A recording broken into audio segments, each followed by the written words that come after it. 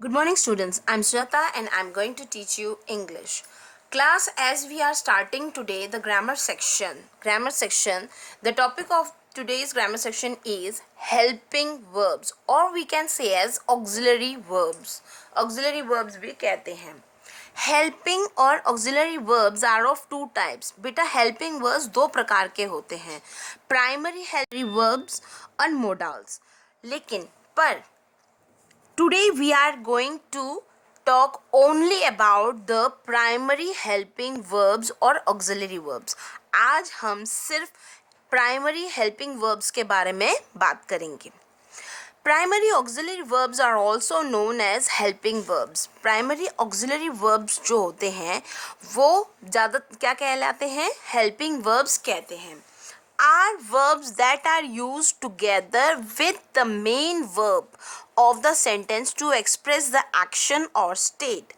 बेटा एक्शन, कोई भी काम, जैसे कि हम रीडिंग कर रहे हैं, भाग रहे हैं, we are studying, running, playing, these are all action verbs कहलाते हैं.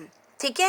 इन एक्शन वर्ब्स के साथ जो वर्ब लगता है, जो वर्ड लगता है, उनको हम हेल्पिंग वर्ब्स कहते हैं. Let's start. वर्ब्स दो प्रकार के होते हैं. पहला, वर्ब्स ऑफ बीइंग. बीइंग मतलब होता है कि क्या किया जा रहा है. बीइंग मतलब इस इंसान के द्वारा क्या किया जा रहा है, इसको बताने के लिए. तो इनके अंदर कौन से वर्ब्स लगते हैं? Helping verbs. Is, am, are, was, were, ये होते हैं being verbs. Is, am, are, was, were. For example, Kamala is reading a book. Is reading. ठीक है. I am going to teach you. Am going. The boys are playing football. Are playing. बेटा is, am, are जो है इसको present tense में इस्तेमाल की जाती है. क्यों? रीज़न है कि जो अभी काम हो रहा है, जैसे कमला पढ़ रही है. I am going to teach you, मैं तुम्हें पढ़ाने जा रही हूँ. I am, the boys are playing football, बच्चे फुटबॉल खेल रहे हैं. जो प्रेजेंटली, जो वर्तमान रूप से अभी जो काम हो रहा है उसको हम प्रेजेंट में प्रेजेंट टेंस कहते हैं. तो इज, एम, आर का इस्तेमाल किया जाता है. नेक्स्ट, ही वॉज इल, वो बीमार था. The boys were running a race, बच्चे भाग रहे थे, एक रेस खेल रहे थे. वॉज इल, वेयर रनिंग, खेल रहे थे, बीमार था. पास्ट, बीता हुआ समय को हम पास्ट कहते हैं, और जो अभी चल रहा है उसको हम में कौन से वर्ड्स आते हैं? Helping words. was and where. ठीक है. Next, verbs of having. having का मतलब होता है होना, किसी के पास क्या होना. इसके टाइम पे हम कौन से हेल्पिंग verbs यूज करते हैं? have, has, had. ये तीन verbs का इस्तेमाल होता है. जैसे कि I have a piece of chalk, मेरे पास एक चौक का टुकड़ा है. have. Vivaan has a new pencil, Vivaan के पास एक न्यू पेंसिल है. Present tense, have and has. ठीक है. Next, the book had red cover but now it is blue. Book का कवर पहले रेड था लेकिन अब ब्लू है. Past, had. ठीक है. हैड का मतलब पास्ट टेंस में चला जाता है, पास्ट हो जाता है, बीता हुआ समय. पहले था, अब ब्लू है, तो पहले था में हैड का इस्तेमाल. सो क्लास, आपको इन दोनों में समझ में आ गया होगा. अब मेन पॉइंट्स है इसे.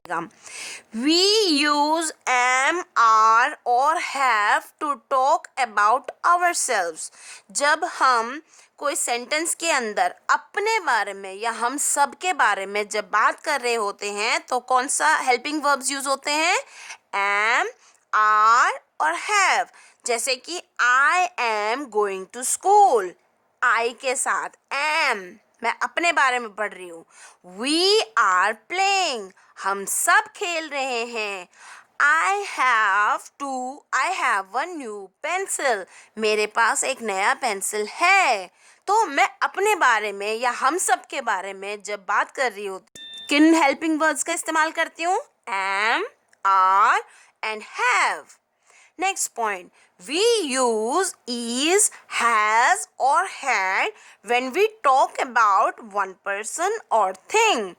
जब हम एक पर्सन या एक चीज के बारे में जब बात कर रहे होते हैं तो हम is, has या had का इस्तेमाल करते हैं.